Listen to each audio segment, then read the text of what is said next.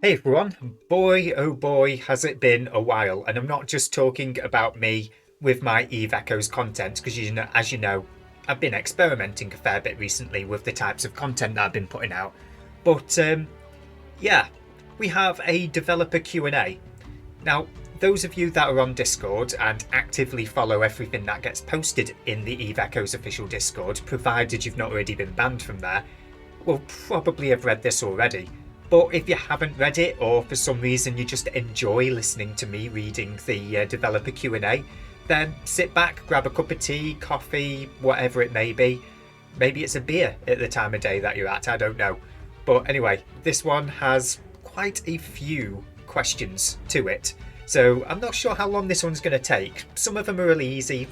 Um, yeah, some of them are a bit weird. I have had a quick glance through them a couple of days ago prior to recording this video. I was going to do this a little bit earlier, but I really wanted to get the Yu-Gi-Oh videos out of the way, the ones where me and Rambo just have a complete blast. Keep an eye out for them. Next one should be going out Wednesday, I think. Anyway, let's get into the video, shall we? So let's have a look at question number 1. And as you can see, oh, hello. Hold on. I'm pressing buttons here. Yeah, I honestly don't know what I'm doing. Right, so as we can see, these are questions from February the 1st all the way to March the 8th.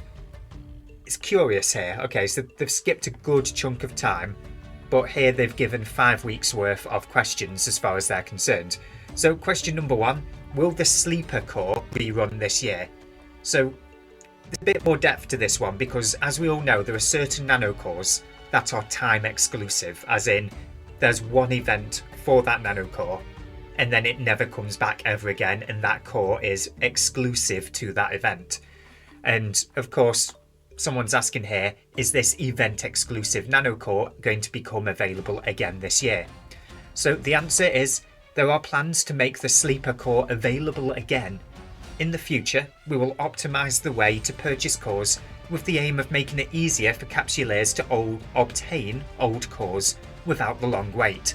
So going forwards, it looks like some of these event exclusive nano cores might be a little bit easier to get our hands on. So yeah, with regards to how they're going to make these obtainable, there's no way of knowing. The odds are it is still going to be behind a paywall, but that goes without saying with Eve Echoes. Question number 2. This is one that's going to get a lot of people's attention. Will any Yang Young content be released this year?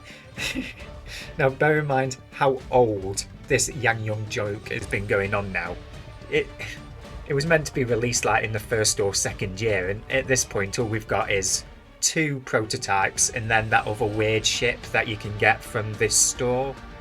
I honestly can't remember how you get that one. I only saw it briefly one day and I was like, guys, this is new. And they're like, no hell, it's been there months. It's been there months. You just never noticed it because you never go in the store. So there are plans to introduce some ships at certain tonnages and new Yang Young weapons, but it's not a complete ship tree that contains frigate all the way up to supercarrier.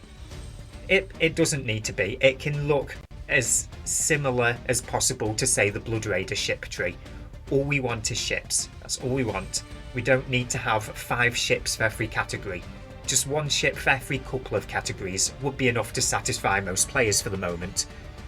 Notice how they're talking about new Yang Young weapons as well.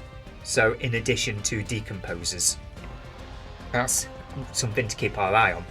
So the next one, will the Navy issue Dreadnought be released? So the answer, we don't have plans. Yeah, that's my dyslexia kicking in right there, by the way, guys. We don't have such plan in the few months. The Lancer Dreadnought might be a good option for capsuleers with higher defense and firepower than regular Dreadnoughts. Yeah, I can see that. Lancer Dreadnoughts are kind of the equivalent to the... God, what are those carriers called? The Versatile Assault Carriers? Is that right? VAX? No, I'm not entirely sure if that's right. Let me know in the comments section below if I've actually got that one right.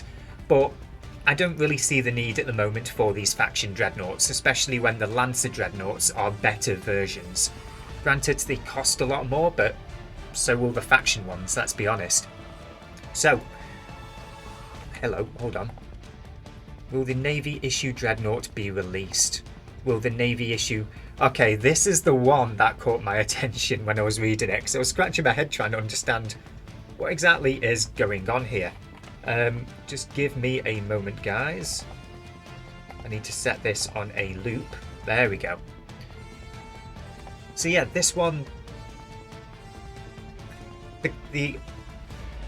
I don't know what the question is actually meant to be here, because they've copy-pasted this question. So we don't have the question, because the question is the same as the last one. So we can only try and figure out from the answer what the question is. So let's see if we can figure out the question for this one. It would not be adjusted to 0.4. The current decrease in ISK price is primarily caused by two reasons. One, the use of AI is increasing, and there is almost no consumption in high-sec, leading to an increase in global production. I presume here that we're talking about the global production of ISK. Number 2.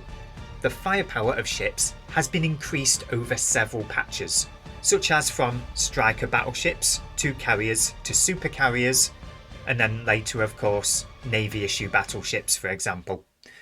While the defence of NPCs has not been increased, resulting in a substantial increase in rewards per unit time. They also forgot to mention other ways that firepower has been introduced. Wow, okay, increased. You can tell it's been a while since I've done one of these. Like, we've had implants, for example, more powerful nanocores with the golden nanocore. So our damage levels has always been going up. So while the defence of NPCs has not been increased, resulting in a substantial increase in rewards per unit time, we will start to introduce a series of economic adjustments from March onwards, including increasing the cost of AI, increasing the difficulty of cosmic anomalies with high levels but low difficulty, and further plans. So this is an interesting one, because they've already tried to address the cost of Plex with their previous announcements with regards to insurance. And of course, the impact that we expect it'll have on Plex price will be minimal. It'll have an impact, it just won't bring Plex prices down. It'll just slow the climb ever so slightly. So they're talking about economics here and most likely reducing our ISK production within the game. And I'm not going to complain about that. As it stands at the moment, if you decrease people's ISK incomes, Plex prices, I would expect, would also slow down in their ISK revenue gain. I don't know what word I'm looking for here. But yeah, there does come a point where we're just earning way too much ISK. It kind of reminds me of my old university days where we taught about countries whereby inflation could be so bad that you could go out for a loaf of bread with, say, a bucket's worth of money, and by the time you got to the shop, that money could only get you a slice now, not a loaf of bread. I know it's not that extreme with Eve Echoes, with Plex prices and so on, but yeah, bigger numbers aren't always better, guys, okay? From an economic standpoint, bigger numbers isn't always better.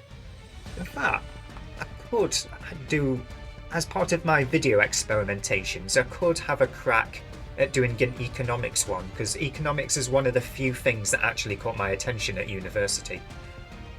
Let me know in the comment section below, would you actually like me to do some kind of economic dive at some point into this game? I'm not sure how far I'd actually get with it, I might not get anywhere at all, but let me know if that's the sort of thing you guys want to enjoy. As I said, I'm going through an exploration phase. So anyway, let's move on to the next question, because that one I could ramble about forever. Will the next patch make adjustments to the balance of regular ships, especially those at cruiser tonnages? Cruisers as it stands are my favourite ships, by the way. There's a reason why I still have the Arbitrator as my channel logo. It's my favourite hull. By design anyway, it's not my favourite in terms of playstyle, just the actual shape of it is my favourite. So, there will be adjustments to some of the regular ships this month. We are considering a comprehensive adjustment to the ship research and variant model system to reduce the number of ships lower usage restrictions, enrich fitting strategies, and enhance the characteristics of playability of each ship. I have no idea whatsoever with regards to what this actually means. Adjustment to the ship research and variant model system to reduce the number of ships. Lower usage restrictions and enrich fitting strategies. Does this mean that they're going to cut down, for example, on the arbitrator, on the number of arbitrators that there are? So instead of having the arbitrator interdictor, Covatops, Covatops 2, Covatops 3, are they just going to cut it down so you've only got one or two of the Covatopses? I don't know. Are they going to change it up so that you need a arbitrator to make an arbitrator Covatops? Again, you could deduce anything from this particular question, so I honestly don't know what to say there. And I'm just going to shift my seat a little bit so my hands aren't flying off camera quite so much. So yeah, again, I have no idea what they mean here, and it would be very handy to be able to ask them behind the scenes, but apparently they're not very responsive at the moment. So let's have a look at the next question, and I've already lost track of the numbers for these questions. I don't know if I'm on number 4 or 8 or what have you. So I suggest adding more gameplay or increasing the output of Planetary production. The Planetary materials are too expensive right now. Planetary materials are expensive because we actually have need for them now. The alliances actually have big industry projects that they want to get on with. That's why the price is so high. And for people that own Capsulaire outposts, it's the best possible time to own a Capsulaire outpost.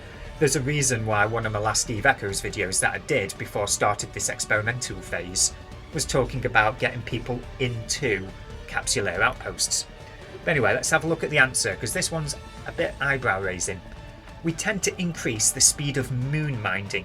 Minding, wow, okay. Let's try that one again.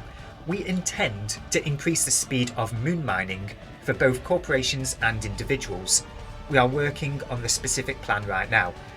It would be nice to think that they misread the question and started talking about moon mining and how it might be coming soon, but I doubt it. I think this is just a translation thing going on here. So let's just swap out for now moon mining with planetary production, or whichever words you want to use, or planetary materials, planetary interaction, etc. So they want to increase the speed of the mining for both corporations and individuals, and they are working on the specific plan right now. Traditionally, all they've done is just increased the number of events, whereby they double or times by 1.5 the amount of PI output that you get from planets.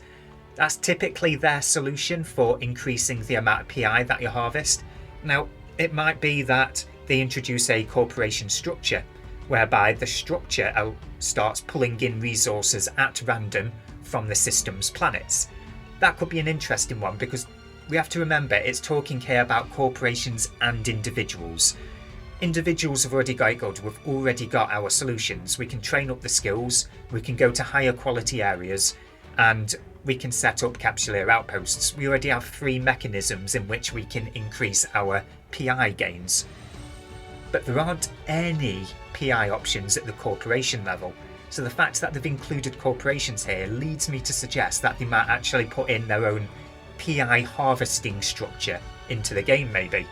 And that, as I said, if it'll either be set up like your average PI system where you log into it as the one of the executives of your corporation and tell it what to mine, or maybe it picks them at random from what's available in the solar system. Wow, okay. Yeah, if I was NetEase, that's the approach that I'd take. I'd go down the corporation route. We've already got plenty of options for players. And yeah, let's have a look. The next question. The passive ballistic prediction of artillery cover, which adjusts accuracy fall-off to optimal range, is not shown on the screen. Is this a display bug, or is there actually no bonus?